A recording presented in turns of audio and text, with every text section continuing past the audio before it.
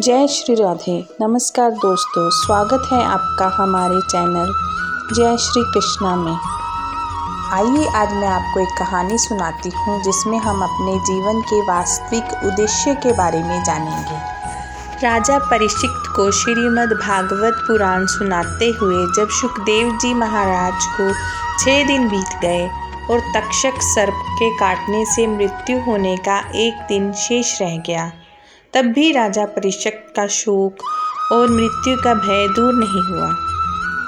अपने मरने की घड़ी निकट आती देखकर राजा का मन क्षुब्ध हो रहा था। तब सुखदेव जी महाराज ने परीक्षित को एक कथा सुनानी आरंभ की। राजन, बहुत समय पहले की बात है। एक राजा किसी जंगल में शिकार खेलने गया। संयोगवश वह रास्ता भूलकर बड़े घने जंगल में जा पहुंचा। उसे रास्ता ढूंढते ढूंढते रात्रि पड़ गई और भारी वर्षा पड़ने लगी। जंगल में सिंह, व्याघ्र आदि बोलने लगे। वह राजा बहुत डर गया और किसी प्रकार उस भयानक जंगल में रात्रि बिताने के लिए, विश्राम करने के लिए स्थान ढूंढने लगा। रात के समय में अंधेरा होने की वजह से उसे एक दीपक दिखाई दिया। वहां पहुंचकर उसने एक गंदे बहेलिए की झोंपड़ी देखी। वह बहेलिया ज़्यादा चल फिर नहीं सकता था, इसलिए झोंपड़ी में ही एक और उसने मलमूत्र त्यागने का स्थान बना रखा था। अपने खाने पीने के लिए जानवरों का मांस उसने झोंपड़ी की छत पर लटका रखा था। बड़ी गंदी, छोटी, अंधेरी और दुर्गंध युक्त वह झोंपड़ी थी। उस झोंपड़ी को देखकर पहले तो राजा ठिठका, लेकिन पीछे उसने सिर छिपाने का कोई और आश्रय ना देखकर उस बहेलिए से अपनी झोंपड़ी में रात भर ठहर जाने के लिए प्रार्थना की। बहेलिए ने कहा, आश्रय के लोभी राहगीर कभी कभी यहाँ आ भटकते हैं। मैं उन्हें ठहरा तो लेता हूँ, लेकिन दूसरे दिन जाते समय वे बहुत झंझट करते हैं। इस झोंपड़ी की गंध उन्हें ऐसी भा जाती है कि फिर वे उसे छोड़ना ही नहीं चाहते और इसी में रहने की कोशिश करते हैं एवं अपना कब्जा जमाते हैं। ऐसे झंझट में मैं कई बार पड़ चुका हूँ, इसलिए अब किसी को भी यहाँ नहीं ठहरने देता। मैं आपको भी इसमें नहीं ठहरने दूंगा। राजा ने प्रतिज्ञा की कि वह सुबह होते ही इस झोंपड़ी को अवश्य खाली कर देगा। उसका काम तो बहुत बड़ा है। यहाँ तो वह संयोगवश भटकते हुए आया है, सिर्फ एक रात्रि ही काटनी है। बहेलिए ने राजा को ठहरने की अनुमति दे दी। बहेलिए ने सुबह होते ही बिना कोई झंझट किए झोंपड़ी खाली कर देने की शर्त को फिर दोहरा दिया। राजा रात भर एक कोने में पड़ा सोता रहा।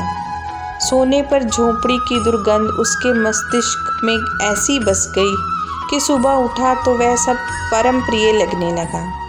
अपने जीवन के वास्तविक उद्देश्य को भूलकर वह वहीं निवास करने की बात सोचने लगा। अब बहेलिए से अपने और ठहरने की प्रार्थना करने लगा। इस पर बहेलिया भड़क गया और राजा को भला बुरा कहने लगा।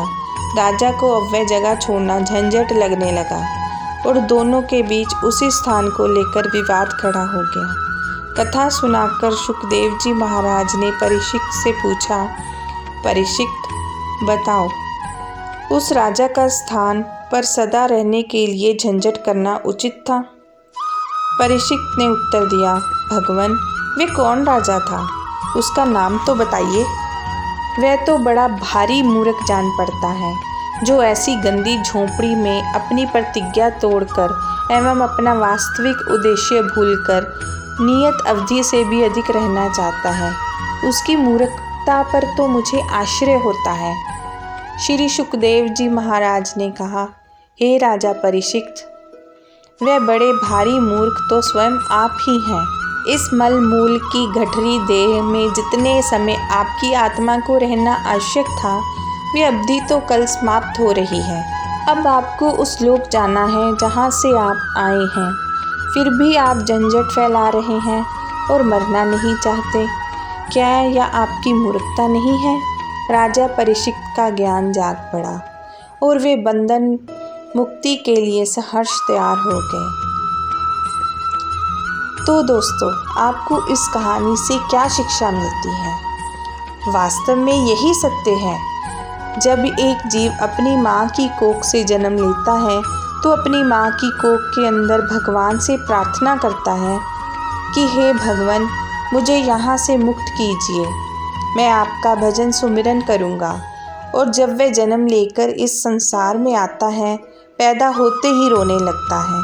फिर उस गंध से भरी झोंपड़ी की तरह उसे यहाँ की खुशबू ऐसी भा जाती है कि वह अपना वास्तविक उद्देश्य भूलकर यहाँ से जाना ही नहीं चाहता। अतः संसार में आने के अपने वास्तविक उद्देश्य को पहचानें और उसको प्राप्त करें। ऐसा कर लेने पर आपको मृत्यु का भय नहीं सताएगा। तो इसी कहानी के ख़त्म होने के साथ मैं आपसे विदा लेती हूँ। आपको कहानी अच्छी लगी तो प्लीज़ इसे लाइक, शेयर और सब्सक्राइब ज़रूर कीजिए। धन्यवाद। राधे राधे।